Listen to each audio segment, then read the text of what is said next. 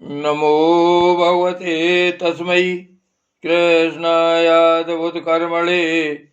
रूप नाम विभेदेन जगत कीर्तियो यतः सच्चिदानंदरूपाय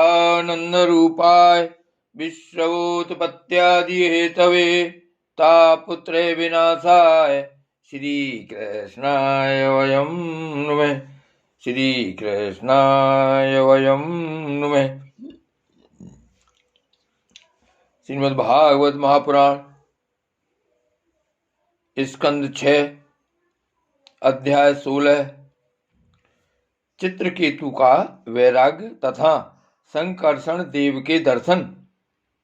श्री सुखदेव जी कहते हैं, परीक्षित, तदंतर देवर्षि नारद ने मृत राजकुमार के जीवात्मा को शोकाकुल स्वजनों के सामने प्रत्यक्ष बुलाकर कहा।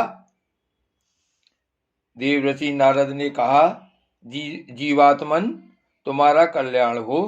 देखो, तुम्हारे माता पिता सुहृदय संबंधी तुम्हारे वियोग से अत्यंत शोकाकुल हो रहे हैं, इसलिए तुम अपने शरीर में आ जाओ और शेष आयु अपने सगे संबंधियों के साथ ही रहकर व्यतीत करो।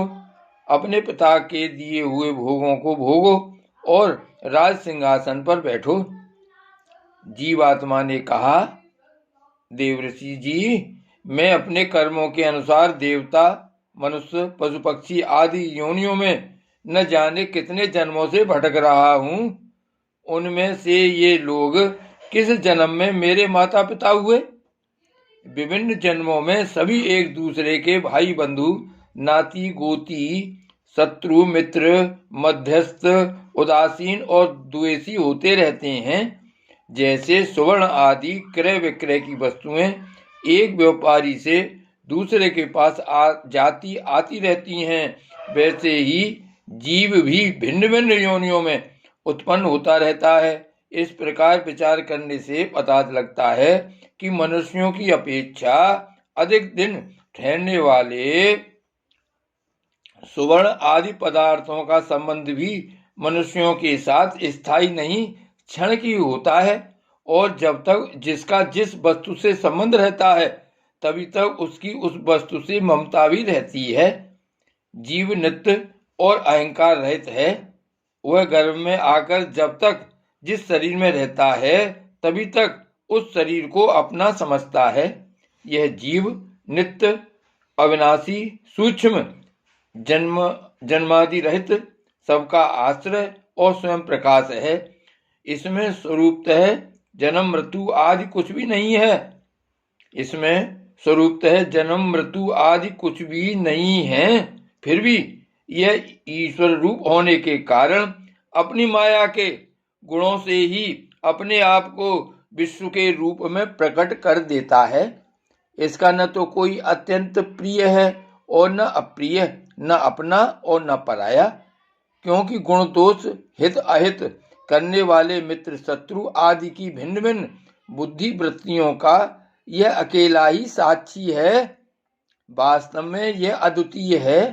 यह आत्मा कार्य कारण का साक्षी और स्वतंत्र है। इसलिए यह शरीर आदि के गुण दोष अथवा कर्म फल को ग्रहण नहीं करता, सदा उदासीन भाव से स्थित रहता है। श्री सुखदेव जी कहते हैं, वह जीवात्मा इस प्रकार कहकर चला गया। उसके सगे संबंधी उसकी बात सुनकर अत्यंत विस्मित हुए। उनका स्नेह बंधन कट गया और उसके मरने का शोक भी जाता रहा। इसके बाद जाति वालों ने बालक की मृतदेह को ले जाकर तत्कालोचित संस्कार और दैहिक क्रियाएं पूर्ण की और उस दुस्तय स्नेह को छोड़ दिया जिसके कारण शोक, मोह, भय और दुख की प्राप्ति होती है। परीक्षित, जिन रानियों ने बच्चे को विष दिया था वे बाल हत्या के कारण श्रीहीन हो गई थीं और लज्जा के मारे आंख तक नहीं उठा सकती थीं। उन्होंने अंगिरा ऋषि के उपदेश को याद करके मात शरहीन हो यमुना जी के तट पर ब्राह्मणों के आदेशानुसार बाल हत्या का प्रायश्चित किया। परीक्षित, इस प्रकार अंगिरा और नारद जी के उपदेश से विवेक बुद्धि जागृत हो जाने के कारण राजा चित्रकेतु घर गृहस्थी के अंधेरे कुएं से उसी प्रकार बाहर निकल पड़े जैसे कोई हाथी तालाब के कीचड़ से निकल आए। उन्होंने यमुना जी में विधि पूर्वक स्नान करके तर्पण आदि धार्मिक क्रियाएं की। तदंतर संयतेंद्रिय और मौन होकर उन्होंने देवर्षि नारद और महिष अंगिरा के चरणों की वंदना की। भगवान नारद ने देखा कि चित्रकेतु जितेंद्रिय भगवत भक्त और शरणागत हैं, अतः उन्होंने बहुत प्रसन्न होकर उन्हें इस विद्या का उपदेश किया। देवर्षि नारद यों उपदेश किया। देवर्षि नारद ने यों उपदेश किया। ओंकार स्वरूप भगवान आप वासुदेव, प्रद्युम्न, अनिरुद्ध और संकर्षण के रूप में क्रमशः चित्त, बुद्धि, मन और अहंकार के अधिष्ठाता हैं। मैं आपके इस चतुर्व्यूह रूप का बार बार नमस्कार पूर्वक ध्यान करता हूँ। आप विशुद्ध विज्ञान स्वरूप हैं। आपकी मूर्ति परमानंदमयी है। आप अपने स्वरूप भूत आनंद में ही मग्न और परम शांत हैं। द्वैत दृष्टि आपको छू तक नहीं सकती। मैं आपको नमस्कार करता हूँ। अपने स्वरूप भूत आनंद की अनुभूति से ही आपने माया जनित राग द्वेष आदि दोषों का तिरस्कार कर रखा है। मैं आपको नमस्कार करता हूँ। आप सबकी समस्त इंद्रियों के प्रेरक परम महान और विराट स्वरूप हैं। मैं आपको नमस्कार करता हूँ। मन सहित वाणी आप तक न पहुंचकर बीच से ही लौट आती है। उसके उपरत हो जाने पर जो अद्वितीय नाम रूप रहित चेतन मात्र और कार्य कारण से परे की वस्तु रह जाती है, वह हमारी रक्षा करे। यह कार्य कारण रूप जगत जिनसे उत्पन्न होता है, जिनमें स्थित है और जिनमें लीन होता है, तथा जो मिट्टी की वस्तुओं में व्याप्त मृतिका के समान सब में ओतप्रोत है, उन परब्रह्म स्वरूप आपको मैं नमस्कार करता हूँ। यद्यपि आप आकाश के समान बाहर भीतर एक रस व्याप्त हैं, तथापि आपको मन बुद्धि और ज्ञानेंद्रियां अपनी ज्ञान शक्ति से नहीं जान सकती और प्राण तथा कर्मेंद्रियां अपनी क्रिया रूप शक्ति से स्पर्श भी नहीं कर सकती। मैं आपको नमस्कार करता हूँ। शरीर, इंद्रिय, प्राण, मन और बुद्धि जागृत तथा स्वप्न अवस्थाओं में आपके चेतनांश से युक्त होकर ही अपना अपना काम करते हैं, तथा सुषुप्ति और मूर्छा की अवस्थाओं में आपके चेतनांश से युक्त न होने के कारण अपना अपना काम करने में असमर्थ हो जाते हैं। ठीक वैसे ही जैसे लोहा अग्नि से तप्त होने पर जला सकता है, अन्यथा नहीं। जिसे दृष्टा कहते हैं वह भी आपका ही एक नाम है। जागृत आदि अवस्थाओं में आप उसे स्वीकार कर लेते हैं। वास्तव में आपसे पृथक उनका कोई अस्तित्व नहीं है। ओंकार स्वरूप महाप्रभावशाली महाविभूतिपति भगवान महापुरुष को नमस्कार है। श्रेष्ठ भक्तों का समुदाय अपने कर कमलों की कलियों से आपके युगल चरण कमलों की सेवा में संलग्न रहता है। प्रभु आप ही सर्वश्रेष्ठ हैं। मैं आपको बार बार नमस्कार करता हूँ। श्री सुखदेव जी कहते हैं, परीक्षित, देवर्षि नारद अपने शरणागत भक्त चित्रकेतु को इस विद्या का उपदेश करके महिष अंगिरा के साथ ब्रह्मलोक को चले गए। राजा चित्रकेतु ने देवर्षि नारद के द्वारा उपदिष्ट विद्या का उनके आज्ञानुसार 7 दिन तक केवल जल पीकर बड़ी एकाग्रता के साथ अनुष्ठान किया। तदंतर उस विद्या के अनुष्ठान से 7 रात के पश्चात राजा चित्रकेतु को विद्याधरों का अखंड आधिपत्य प्राप्त हुआ। इसके बाद कुछ ही दिनों में इस विद्या के प्रभाव से उनका मन और भी शुद्ध हो गया। अब वे देवादिदेव भगवान शेष जी के चरणों के समीप पहुंच गए। उन्होंने देखा कि भगवान शेष जी सिद्धेश्वरों के मंडल में विराजमान हैं। उनका शरीर कमल नाल के समान गौर वर्ण है। उस पर नीले रंग का वस्त्र पहरा रहा है। सिर पर किरीट, बाहों में बाजूबंद, कमर में करधनी और कलाई में कंगन आदि आभूषण चमक रहे हैं। नेत्र रत्नारे हैं और मुख पर प्रसन्नता छा रही है। भगवान शेष का दर्शन करते ही राजऋषि चित्रकेतु के सारे पाप नष्ट हो गए। उनका अंतःकरण स्वच्छ और निर्मल हो गया। हृदय में भक्ति भाव की बाढ़ आ गई। नेत्रों में प्रेम के आंसू झलक आए। शरीर का एक एक रोम खिल उठा। उन्होंने ऐसी ही स्थिति में आदि पुरुष भगवान शेष को नमस्कार किया। उनके नेत्रों से प्रेम के आंसू टप टप गिरते जा रहे थे। इससे भगवान शेष के चरण रखने की चौकी भीग गई। प्रेमोद्रेक के कारण उनके मुंह से एक अक्षर भी न निकल सका। वे बहुत देर तक शेष भगवान की कुछ भी स्तुति न कर सके। थोड़ी देर बाद उन्हें बोलने की कुछ शक्ति प्राप्त हुई। उन्होंने विवेक बुद्धि से मन को समाहित किया और संपूर्ण इंद्रियों की बाह्यवृत्ति को रोका। फिर उन जगत गुरु की, जिनके स्वरूप का पांचरात्र आदि भक्ति शास्त्रों में वर्णन किया गया है, इस प्रकार स्तुति की। चित्रकेतु ने कहा, अजित, जितेंद्रिय एवं समदर्शी साधुओं ने आपको जीत लिया है। आपने भी अपने सौंदर्य, माधुर्य, कारुण्य आदि गुणों से उनको अपने बस में कर लिया है। अहो, आप धन्य हैं, क्योंकि जो निष्काम भाव से आपका भजन करते हैं उन्हें आप करुणा परवश होकर अपने आप को भी दे डालते हैं। भगवान, जगत की उत्पत्ति, स्थिति और प्रलय आपके लीला विलास हैं। विश्व निर्माता ब्रह्मा आदि आपके अंश के भी अंश हैं। फिर भी वे पृथक पृथक अपने को जगत कर्ता मानकर झूठ मूठ एक दूसरे से स्पर्धा करते हैं। नन्हे से नन्हे परमाणु से लेकर बड़े से बड़े मैं तत्व पर्यंत संपूर्ण वस्तुओं के आदि अंत और मध्य में आप ही विराजमान हैं तथा स्वयं आप आदि अंत और मध्य से रहित हैं। क्योंकि किसी भी पदार्थ के आदि और अंत में जो वस्तु रहती है वही मध्य में भी रहती है। यह ब्रह्मांड कोश जो पृथ्वी आदि 1 से 1 10 गुने 7 आवरणों से घिरा हुआ है, अपने ही समान दूसरे करोड़ों ब्रह्मांडों के सहित आप में एक परमाणु के समान घूमता रहता है और फिर उसे आपकी सीमा का पता नहीं है। इसलिए आप अनंत हैं। जो नर पशु केवल विषय भोग ही चाहते हैं, वे आपका भजन न करके आपके विभूति स्वरूप इंद्रादि देवताओं की उपासना करते हैं। प्रभु, जैसे राजकुल का नाश होने के पश्चात उसके अनुयायियों की जीविका भी जाती रहती है, वैसे ही क्षुद्र उपास्य देवों का नाश होने पर उनके दिए हुए भोग भी नष्ट हो जाते हैं।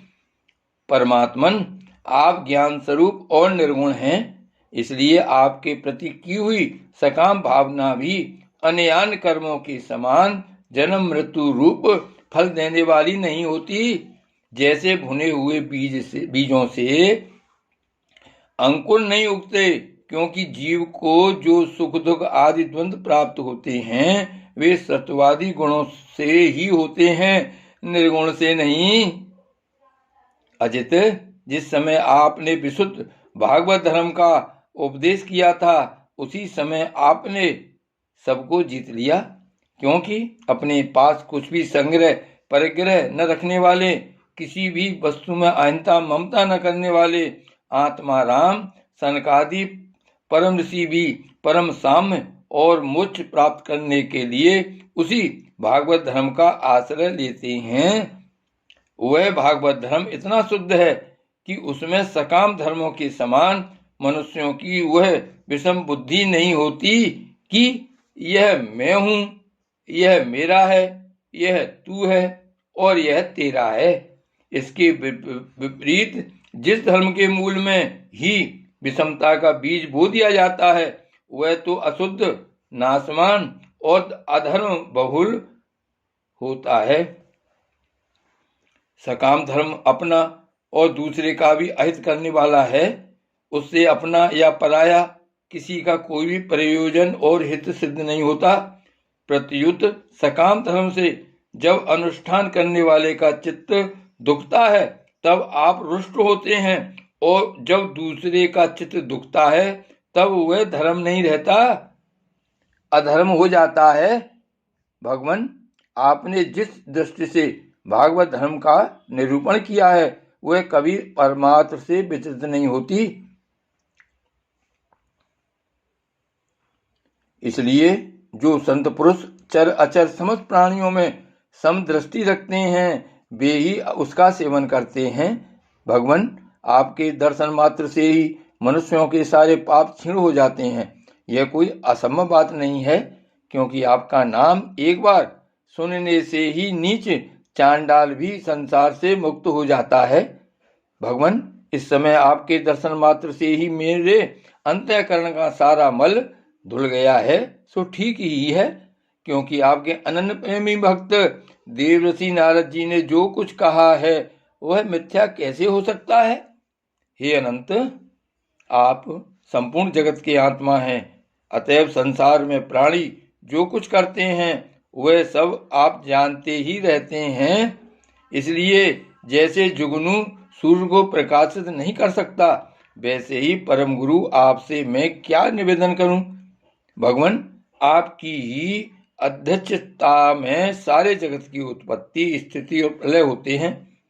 कोई योगी जन भेद दृष्टि के कारण आपका वास्तविक स्वरूप नहीं जान पाते। आपका स्वरूप वास्तव में अत्यंत शुद्ध है। मैं आपको नमस्कार करता हूँ। आपकी चेष्टा से शक्ति प्राप्त करके ही ब्रह्मा आदि लोकपालगण चेष्टा करने में समर्थ होते हैं। आपकी दृष्टि से जीवित होकर ही ज्ञानेंद्रियां अपने अपने विषयों को ग्रहण करने में समर्थ होती हैं। यह भूमंडल आपके सिर पर सरसों के दाने के समान जान पड़ता है। मैं आप सहस्त्र शीर्षा भगवान को बार बार नमस्कार करता हूँ। श्री सुखदेव जी कहते हैं, परीक्षित, जब विद्याधरों के अधिपति चित्रकेतु ने अनंत भगवान की इस प्रकार स्तुति की तब उन्होंने प्रसन्न होकर उनसे कहा। श्री भगवान ने कहा, चित्रकेतु, देवर्षि नारद और महिष अंगरा ने तुम्हें मेरे संबंध में जिस विद्या का उपदेश दिया है उससे और मेरे दर्शन से तुम भली भांति सिद्ध हो चुके हो। मैं ही समस्त प्राणियों के रूप में हूँ, मैं ही उनका आत्मा हूँ और मैं ही पालन करता भी हूँ। शब्द ब्रह्म, वेद और परब्रह्म दोनों ही मेरे सनातन रूप हैं। आत्मा कार्य कारणात्मक जगत में व्याप्त है और कार्य कारणात्मक जगत आत्मा में स्थित है, तथा इन दोनों में मैं अधिष्ठान रूप से व्याप्त हूँ और मुझ में ये दोनों कल्पित हैं।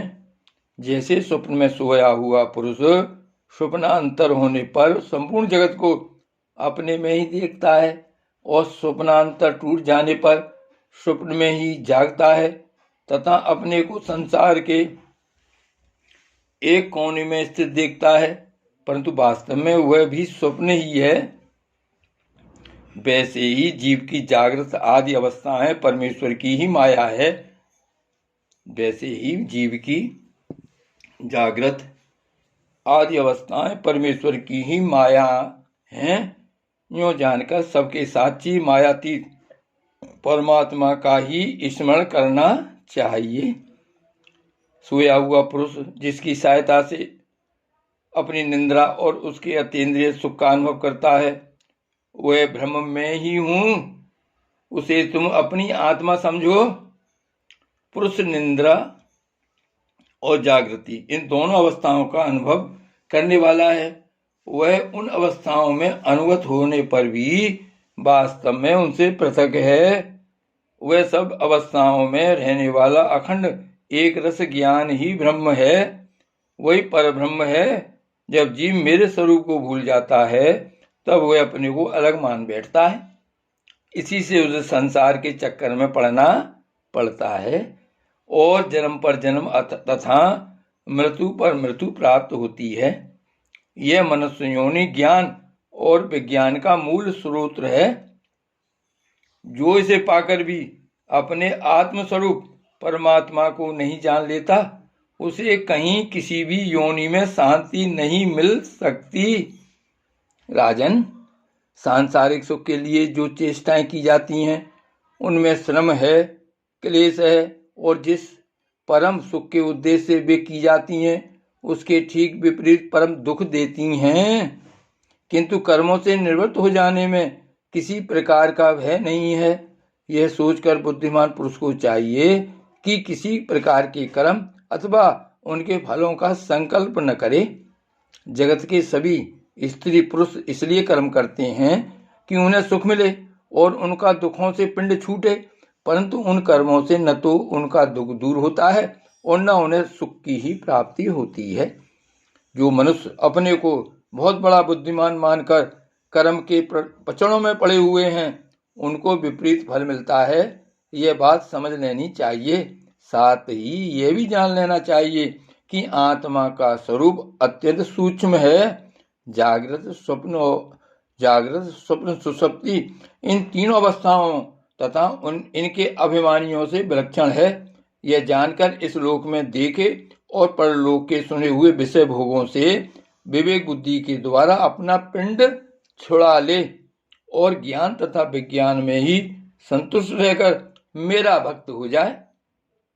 जो लोग योग मार्ग का तत्व समझने में निपुण हैं, उनको भली भांति समझ लेना चाहिए कि जीव का सबसे बड़ा स्वार्थ और परमार्थ केवल इतना ही है कि वह ब्रह्म और आत्मा की एकता का अनुभव कर ले। राजन, यदि तुम मेरे इस उपदेश को सावधान होकर श्रद्धा भाव से धारण करोगे तो ज्ञान एवं विज्ञान से संपन्न होकर शीघ्र ही सिद्ध हो जाओगे। श्री सुखदेव जी कहते हैं, राजन, जगतगुरु विश्वात्मा भगवान श्री हरि चित्रकेतु को इस प्रकार समझा बुझाकर उनके सामने ही वहां से अंतर्ध्यान हो गए। श्री भागवत भगवान की जय। श्री वल्लभाधीश की जय। श्री गोवर्धननाथ की जय। श्याम स्वरूप श्री अमने महारानी की जय। परम दयाल श्री गोसाई जी की जय। श्री गोकुलनाथ की जय। जय जय श्री गोकुलेश, जय जय श्री गोकुलेश।